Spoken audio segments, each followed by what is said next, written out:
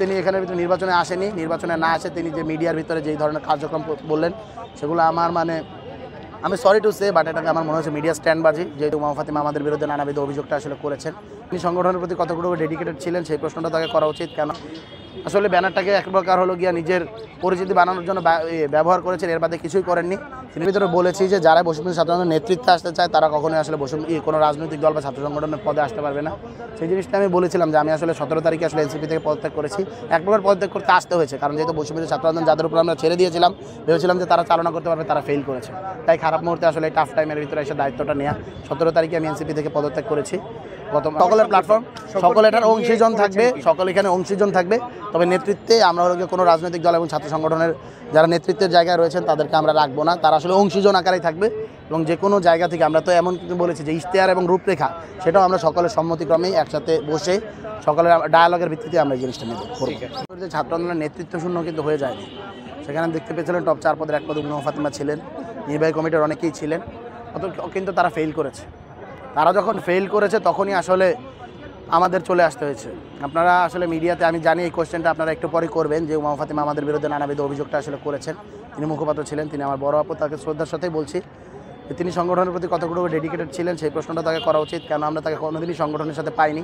তিনি কেন বারবার বলেছেন সংগঠনের নীতিগুলোর সাথে তিনি অ্যালাইন না, তিনি মুজিববাদী সংবিধানের বাতিল চান না, তিনি প্রোক্লেমেশন চান না, তিনি সেকেন্ড রিপাবলিক ঘোষণা করার ক্ষেত্রে আমাদের বাধা দিয়েছেন, তিনি বলছেন অ্যালাইন না।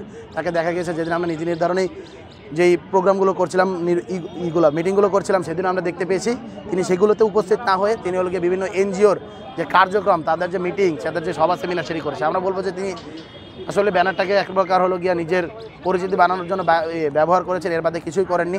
তিনি যদি আমাদের সাংগঠনিক কার্যক্রমগুলো পরিচালনা করতেন তাহলে ভালো হতো।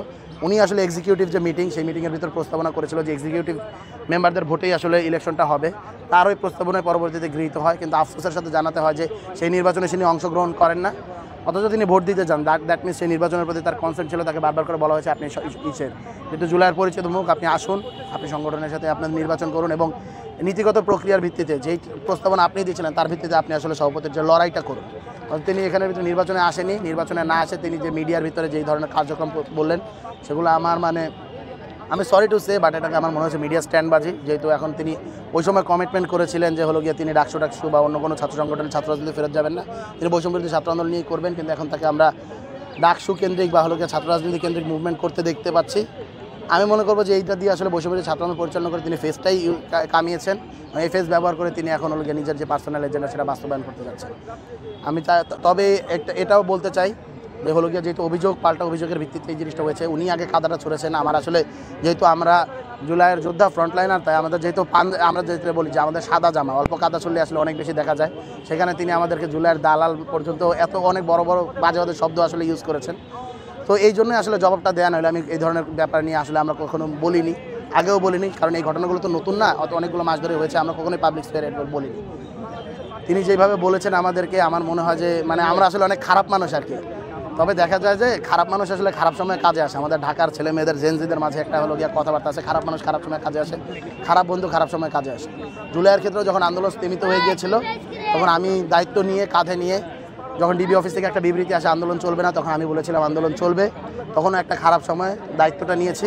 অথবা আমি বেশি খারাপ মানুষ, এই জন্য যখন দেখেছি বৈষম্যবিরোধী ছাত্র আন্দোলন প্ল্যাটফর্মটা চলছে না, তখন আমি এখানের ভিতরে খারাপ সময়টা বৈষম্যবিরোধী ছাত্র আন্দোলন দায়িত্ব নিয়েছি। এটা হয়তো